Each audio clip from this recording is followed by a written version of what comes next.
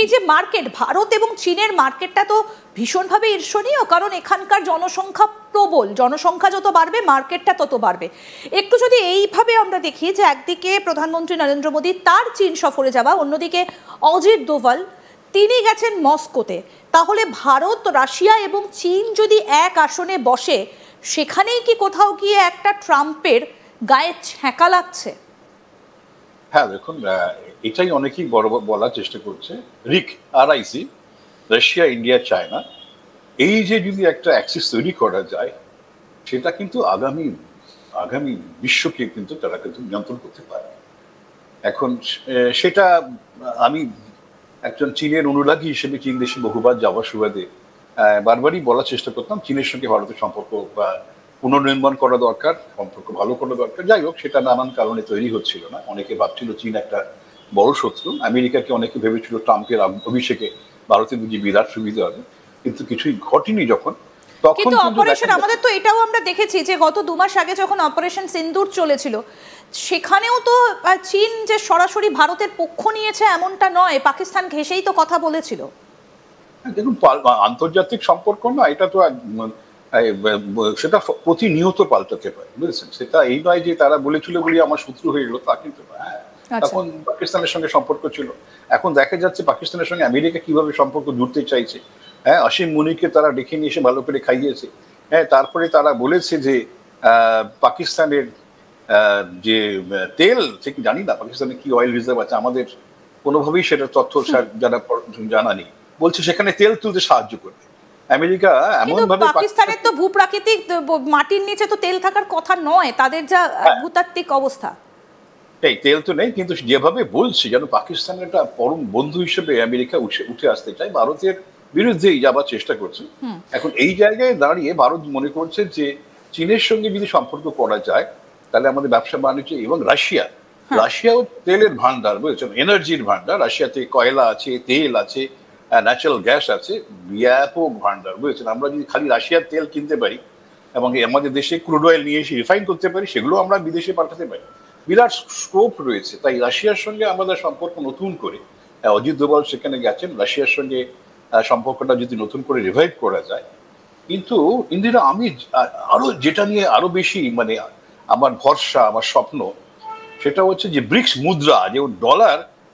একদম একদম, আমরা ব্রিক্স মুদ্রার কথায় আসবো স্যার, কিন্তু এই মুহূর্তে যে ছবিটা আমরা দেখাচ্ছি, আপনিও নিশ্চয়ই ছবিটা সম্পর্কে জানেন যে এটা ব্রিক্সের ছবি। আপনি RIC নিয়ে কথা বলছেন, আমরা RIC নিয়ে আলোচনা করছি, মানে রাশিয়া, ইন্ডিয়া, চায়না এক সারিতে তাহলে কি বসতে চলেছে এই 3 শক্তিধর দেশ, এবং এই ছবিটা ব্রিক্সের, তাহলে কি এই ছবিটাই হতে চলেছে আগামী দিনে ভারত এবং চীনের সম্পর্কের একটা সিম্বল?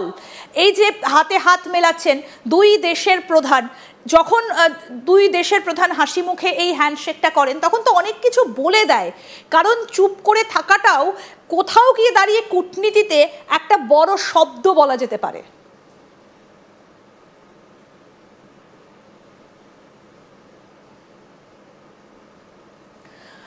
স্যার, এই যে চুপ করে থাকা, দুজনের মুখে হাসি, হ্যান্ডশেক করা, এটা কি কূটনীতিতে একটা বড় কিছু বলে আপনি মনে করেন? কারণ অনেক না বলা কথাও কিন্তু বড় একটা শব্দ, বড় একটা অর্থ বহন করে। হ্যাঁ ইন্দিরা, আমি জাস্ট একটা কথা বলতে চাই। আমি বারবারই চীনে যেতাম, ইদানিং কয়েকটা বছর যাওয়া হচ্ছে নানান কারণে।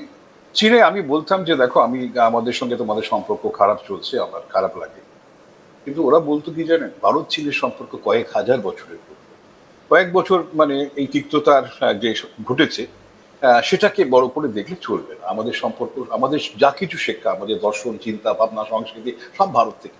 যেভাবে বলছেন ভারতকে ওরা ভালোবাসে, বুঝতে হবে। ভারত সম্বন্ধে ওরা বলে ইন্ডুডা, মানে ল্যান্ড অফ হিন্দুজ। বুঝতেই পারছেন ভারতকে ওরা কি চোখে দেখে। হ্যাঁ, তো এখন সুযোগ এসে বাস্তবতা আমাদের বলছে যে চীনকে আর অগ্রাহ্য করা যাবে না। এখন আমেরিকা যেভাবে খামখেয়ালিপনার দিকে যাচ্ছে, এখন দেখুন যে প্রশ্নটা আপনি করলেন, হাসি মুখ তো রাখতেই হয়। আপনার ভীষণ কূটনীতিতে এমনই, আপনি বোঝাতে দেবেন না, মোনালিসার হাসির মতন কূটনীতিতে আপনার কোনো কিছুতেই কেউ বুঝতে পারবে না আপনি কি চাইছে, সেটাই কূটনীতি। তো সেটাই চীনের শি জিনপিং সেভাবে হাসতে আমরা সেভাবে তাকে দেখিনি। কিন্তু যাই হোক, যে কোনো এটাই ঘটুক না কেন, দুপক্ষই কিন্তু ব্রিক্সও বুঝতে পেরেছে, যদিও শি জিনপিং ব্রিক্সে আসতে পারেননি।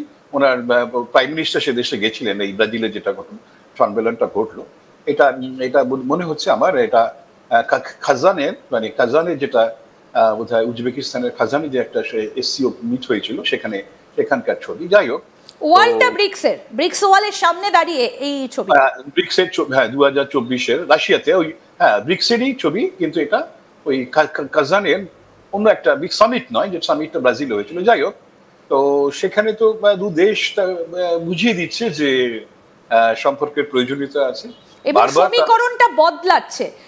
সমীকরণটা বদলাচ্ছে। এই জায়গায় দাঁড়িয়ে স্যার একটা বিষয় এবার একটু আলোচনায় আসতে চাইবো, যেটা আপনি খানিকক্ষণ আগেই বললেন যে ব্রিক্স মুদ্রা।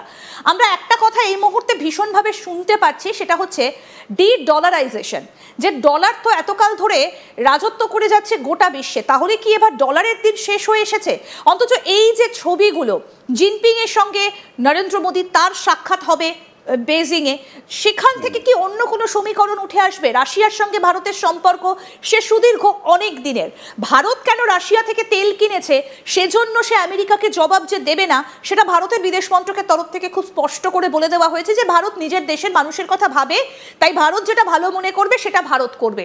কিন্তু এই যে ট্যারিফগুলো চাপিয়ে দেওয়া, কোথাও কি ডোনাল্ড ট্রাম্পের মস্তিষ্ক বুঝতে পারছিল যে তাহলে ডলারের দিন শেষ? কারণ এই তিন দেশ যদি এক সারিতে আসে তাহলে আমেরিকার অবস্থা ধরাশায়ী হয়ে যাবে। তাই কি এত পরিমাণে তেড়ে ফুড়ে উঠে তিনি ট্যারিফ নিয়ে মেতেছেন? আপনি যে কথাটা 2 মিনিট আগেই বললেন যে এই যে ব্রিক্সের মুদ্রা, তাহলে কি সেটা এবার ফাইনাল হয়ে গেল? কারণ অজিত দোভাল গেছেন রাশিয়াতে, মোদি যাচ্ছেন চায়নাতে, তাহলে কি এবার মোটামুটি একটা কনফার্মেশন এসে গেল ব্রিক্স মুদ্রার? হ্যাঁ, এখন ব্রিক্স মুদ্রাটা সেটা ব্রিক্স সম্মেলনে ঠিক করতে হবে কিভাবে হবে, সেটা সময় লাগবে। কিন্তু যেটা করা যায়, যে এই 4টে দেশ যারা মূল, যাদের নিয়ে ব্রিক্সটা তৈরি হয়েছে, তাদের দেশের কারেন্সি দিয়েই ব্যবসাটা যদি করা যায়।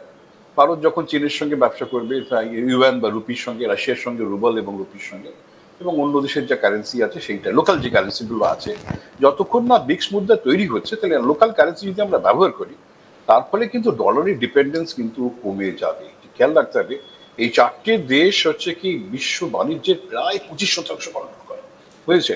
তার মানে ধপাস করে যদি সিদ্ধান্ত এই 4টে দেশ ঠিক করে যে তাদের নিজেদের মধ্যে বাণিজ্যে আপাতত লোকাল কারেন্সি ব্যবহৃত হবে, যতক্ষণ না ব্রিক্স মুদ্রা তৈরি হচ্ছে। ইউরোপিয়ান ইউনিয়ন যখন ইউরো তৈরি করেছে, এটা যতক্ষণ না ব্রিক্স তৈরি হয়ে আসছে, সেটা হয়তো সময় লাগবে, নানান ধরনের চিন্তা ভাবনা থাকবে, ততক্ষণ পর্যন্ত আমরা লোকাল কারেন্সি ব্যবহার করবো। এই যদি হতে পারে, ডলারের মূল্য কিন্তু বিরাট ভাবে কমে যাওয়ার সম্ভাবনা আছে। ডলারের যে অপ্রতিরোধ্য যে একটা আন্তর্জাতিক অর্থনীতিতে তার যে ব্যবস্থা আমেরিকা করে রেখে দিয়েছে, নিজের খেয়াল খুশি মতো সে ডলার ছাপাচ্ছে বা তার যোগান নিয়ন্ত্রণ করছে,